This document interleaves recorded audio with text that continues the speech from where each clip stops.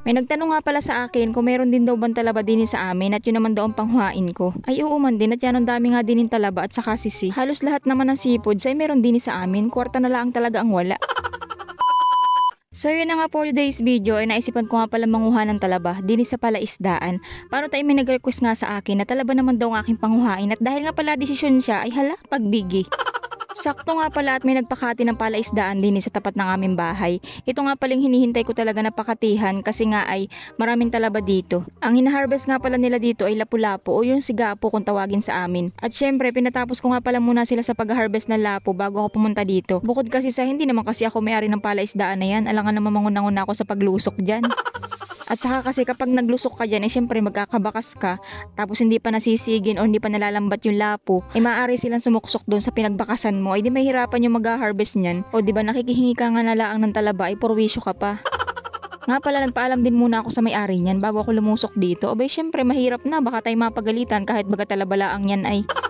Napakarami nga niyang palang talaba dito sa palaisdaan. Yan nga palang medyo nagpapahirap sa mga nag-harvest ng palaisdaan at gawa ng abay pag naapakan mo yan ay jackpot.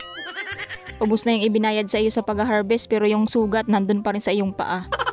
Pero yung mga nag-harvest ng palaisdaan ay sanay naman na sila sa ganyan at gawa ng hindi naman talaga nawawala yan sa palaisdaan at kahit sa palaisdaan ay talaga may talaba o di kaya naman ay sisi. Nga pala ang sisi at talaba ay magkaiba din sa amin, awan ko na lang sa inyo. Yung sisi kasi na tinatawag namin ay yun ay mga hindi nalaki, hindi nga katulad na rin talaba. O baka sabihin nyo naman ay baka naman talaga ay maliit pa kaya naman hindi pa nalaki. Ay hindi, marunong pa kayo sa amin. Hindi, meron po talaga kasing ganun, yung mga hindi talaga nalaki at gawa ng yung mga nasa ilog dito ay naku ilang taon na yun, ilang dekada na ay ganun pa rin kalalaki. Basta yun, ganun ang tawag namin dito, dalawang klase yun. Nagbukas nga pala muna ako na isang talaba dyan para naman malaman natin kung malalaki ba ngayon ang laman ng talaba o maliliit. At yun nga, medyo payat ngayon ng talaba. Malaki lang siyang tingnan pero payat yung kanyang laman. Hindi nga tulad dati na talagang ang bibilog ng laman nila. Bali, pinahiram nga pala ako ng pinsan ko ng gloves na ginagamit niya sa pag-harvest ng lapo para naman daw hindi ako masugatan. Kaso nga lang inakatuwa naman yung kanyang gloves ay kita rin yung daliri. Dapat pala pabaligtad yung suot ko para walang butas. Ngayon ko lang naisip na nagbo-voice over na ako. Bali yung kapatid ko nga pala ang taga-video ko at katatapos nga lang nila mag-harvest ng lapo. At kanina nga abay nag-ainarte pa at nasa pila-pila ang ayaw lumapit. Paano baga makikita rin pagkuha ng talaba? Sabi ko nga lumusok ka man laang at nang maputikan, sayang lang ang upa. Gusto nga pala sana ni Papa na siya daw mag-video sa akin, kaya nga lang ay magalaw yung kanyang kamay kapag siya ay nag-video. Nga pala rin mga talaba, hindi lang niyang pahirap sa mga nag-harvest ng palaisdaan at malaki din ang naitutulong niyan sa palaisdaan, lalo na kapag ang palaisdaan ay ang hulog ay katang o yung alimango kasi nga ay kinakain nila yan. At syempre malaking tulong din niya sa amin at gawa ng may pang-ulam kami. Nga pala iniwan na ako ng taga-video ko at gawa ng mag-harvest nga ulit sila sa kabilang palaisdaan. Okay lang naman sa akin at sanay naman akong iniwan.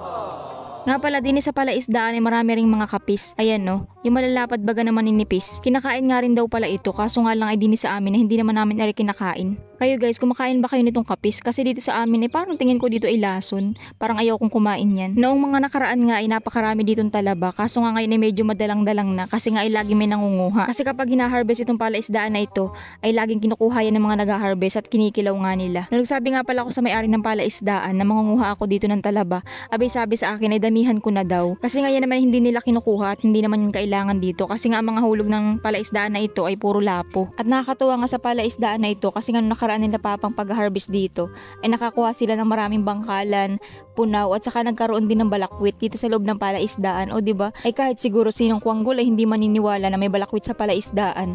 Ay yung ibang ay galit na galit pa sa akin at hindi naniniwala na may kalantigas din sa ilog. Ayun pa kayang may balakwit sa palaisdaan. Ay kilalang kilala ko pa naman kayo. Marunong pa kayo sa nag-video.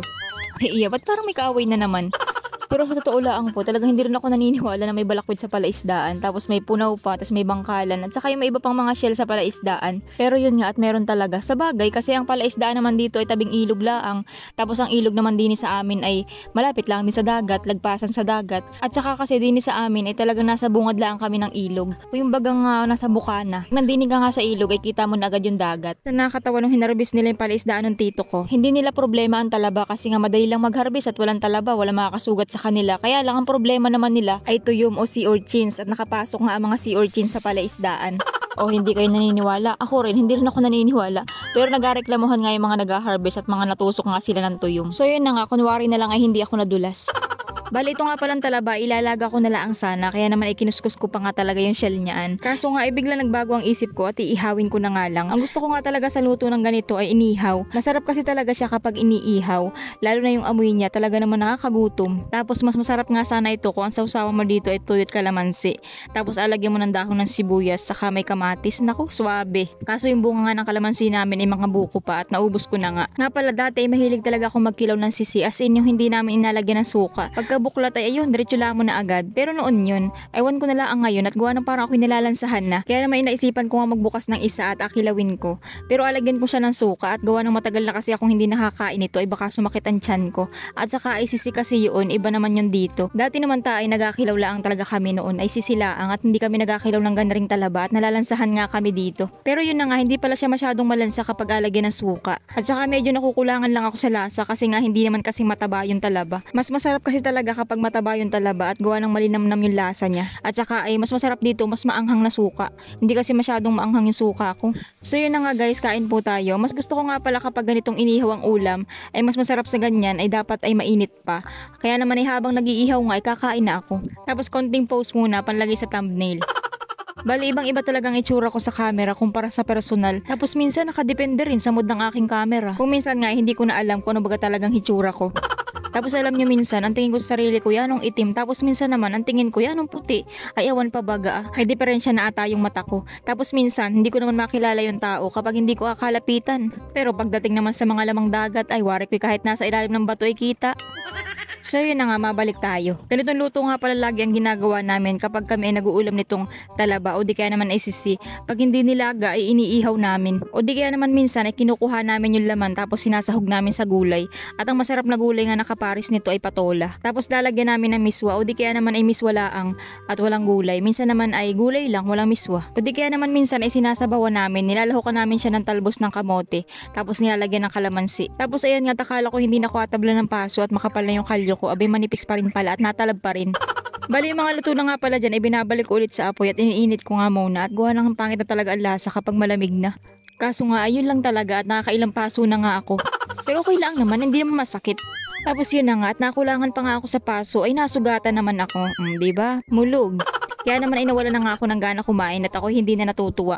So yun lang, bye bye.